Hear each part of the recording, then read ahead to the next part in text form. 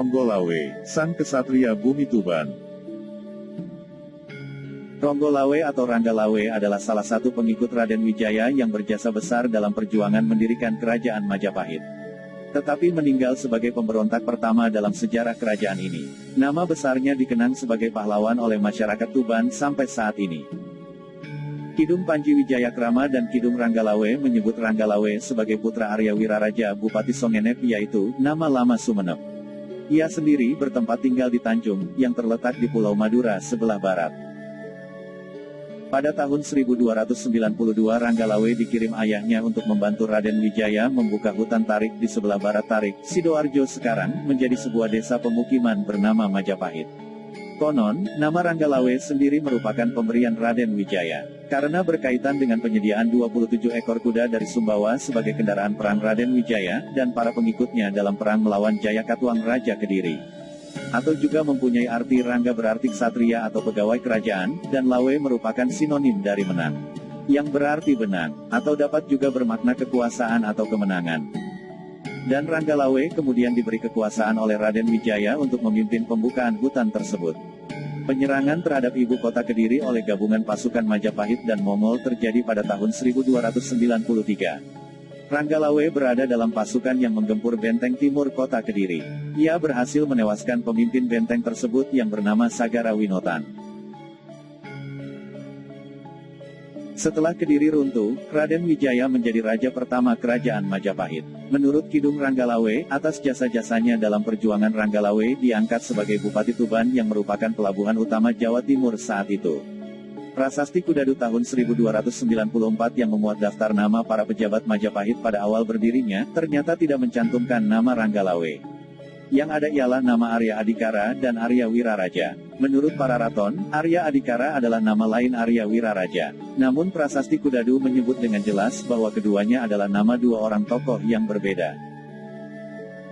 Sejarawan Slamet Muljana mengidentifikasi Arya Adikara sebagai nama lain Ranggalawe. Dalam tradisi Jawa, ada istilah nunggak semi, yaitu nama ayah kemudian dipakai anak. Jadi, nama Arya Adikara yang merupakan nama lain Arya Wiraraja, kemudian dipakai sebagai nama gelar Ranggalawe ketika dirinya diangkat sebagai pejabat Majapahit. Dalam Prasasti Kudadu, ayah dan anak tersebut sama-sama menjabat sebagai pasangguhan.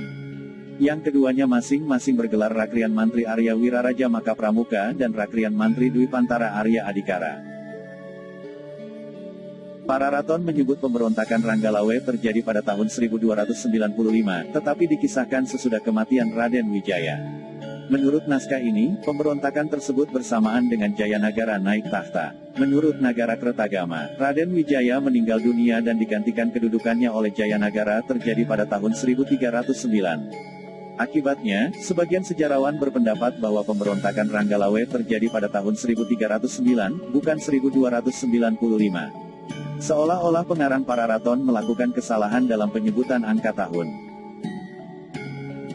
Namun Nagara Kertagama juga mengisahkan bahwa pada tahun 1295 Jayanagara diangkat sebagai Yuwaraja atau Raja Muda di Istana Daha. Selain itu Kidung Panji Wijayakrama dan Kidung Ranggalawe dengan jelas menceritakan bahwa pemberontakan Ranggalawe terjadi pada masa pemerintahan Raden Wijaya, bukan Jayanagara. Fakta lain menunjukkan, nama Arya Wiraraja dan Arya Adikara sama-sama terdapat dalam Prasasti Kudadu tahun 1294. Tetapi kemudian keduanya sama-sama tidak terdapat lagi dalam Prasasti Sukamreta tahun 1296, sedangkan Arya Wiraraja diduga mengundurkan diri dari pemerintahan setelah kematian anaknya itu.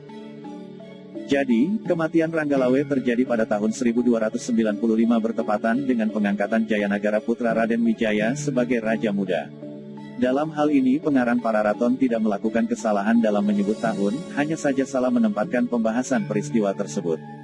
Sementara itu Nagara Kertagama yang dalam banyak hal memiliki data lebih akurat dibanding para raton, sama sekali tidak membahas pemberontakan Ranggalawe. Hal ini dapat dimaklumi karena naskah ini merupakan sastra pujian sehingga penulisnya, yaitu Empu Prapanca merasa tidak perlu menceritakan pemberontakan seorang pahlawan yang dianggapnya sebagai aib. Para raton mengisahkan Ranggalawe memberontak terhadap kerajaan Majapahit karena dihasut seorang pejabat licik bernama Mahapati. Kisah yang lebih panjang terdapat dalam Kidung Panji Wijayakrama dan Kidung Ranggalawe. Pemberontakan tersebut dipicu oleh ketidakpuasan Ranggalawe atas pengangkatan Nambi sebagai Rakrian Pati. Menurut Ranggalawe, jabatan Pati sebaiknya diserahkan kepada Lembu Sora yang dinilainya jauh lebih berjasa dalam perjuangan daripada Nambi. Ranggalawe yang bersifat pemberani dan emosional suatu hari menghadap Raden Wijaya di ibu kota, dan langsung menuntut agar kedudukan Nambi digantikan Sora. Namun Sora sama sekali tidak menyetujui hal itu dan tetap mendukung Nambi sebagai Pati. Karena tuntutannya tidak dihiraukan, Ranggalawe membuat kekacauan di halaman istana. Sora keluar menasihati Ranggalawe, yang merupakan keponakannya sendiri, untuk meminta maaf kepada raja. Namun Ranggalawe memilih pulang ke Tuban. Mahapati yang licik ganti menghasut Nambi dengan melaporkan bahwa Ranggalawe sedang menyusun pemberontakan di Tuban. Maka atas izin raja, Nambi berangkat memimpin pasukan Majapahit didampingi Lembu Sora dan Kebo Anabrang untuk menghukum Ranggalawe. Mendengar datangnya serangan, Ranggalawe segera menyiapkan pasukannya. Ia menghadang pasukan Majapahit di dekat Sungai Tambak Beras. Perang pun terjadi di sana. Ranggalawe bertanding melawan Kebo Anabrang di dalam sungai. Kebo Anabrang yang pandai berenang akhirnya berhasil membunuh Ranggalawe secara kejam. Melihat keponakannya disiksa sampai mati, Lembu Sora merasa tidak tahan. Ia pun membunuh Kebo Anabrang dari belakang. Pembunuhan terhadap rekan inilah yang kelak menjadi penyebab kematian Sora pada tahun 1300. Kidung Ranggalawe dan Kidung Panji Wijayakrama menyebut Ranggalawe memiliki dua orang istri bernama Martaraga dan Tirtawati. Mertuanya adalah gurunya sendiri, bernama Ki Ajar Pelandongan. Dari Martaraga lahir seorang putra bernama Kuda Anjampiani.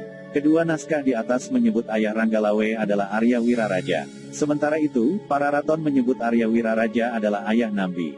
Kidung Harsawijaya juga menyebutkan kalau putra Wiraraja yang dikirim untuk membantu pembukaan hutan tarik adalah Nambi. Sedangkan Ranggalawe adalah perwira kerajaan Singhasari yang kemudian menjadi Pati pertama Majapahit.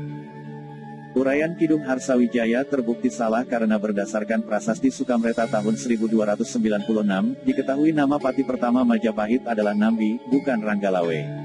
Nama ayah Nambi menurut Kidung Sorandaka adalah Pranaraja. Sejarawan Dr. Brandes menganggap Pranaraja dan Wiraraja adalah orang yang sama. Namun, menurut Slamet Muljana keduanya sama-sama disebut dalam Prasasti Kudadu sebagai dua orang tokoh yang berbeda.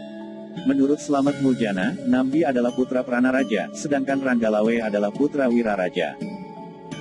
Hal ini ditandai dengan kemunculan nama Arya Wiraraja dan Arya Adikara dalam Prasasti Kudadu, dan keduanya sama-sama menghilang dalam Prasasti Sukamreta sebagaimana disinggung sebelumnya. Nama besar Ranggalawe rupanya melekat dalam ingatan masyarakat Jawa. Penulis Serat Damaruwulan atau Serat Kanda mengenal adanya nama Ranggalawe, namun tidak mengetahui dengan pasti bagaimana kisah hidupnya. Maka ia pun menempatkan tokoh Ranggalawe hidup sejaman dengan Damaruwulan dan Minak Jinggo. Damaruwulan sendiri merupakan tokoh fiksi, karena kisahnya tidak sesuai dengan bukti-bukti sejarah, serta tidak memiliki prasasti pendukung. Dalam versi dongeng, Ranggalawe dikisahkan sebagai Adipati Tuban yang juga merangkap sebagai Panglima Angkatan Perang Majapahit pada masa pemerintahan Ratu Kencana Wungu. Ketika Majapahit diserang oleh Minak Jinggo Adipati Blambangan, Ranggalawe ditugasi untuk menghadangnya. Dalam perang tersebut, Minak Jinggo tidak mampu membunuh Ranggalawe karena selalu terlindung oleh payung pusakanya. Maka, Minak Jinggo pun terlebih dulu membunuh abdi pemegang payung Ranggalawe yang bernama Wongsopati. Baru kemudian, Ranggalawe dapat ditewaskan oleh Minak Jinggo.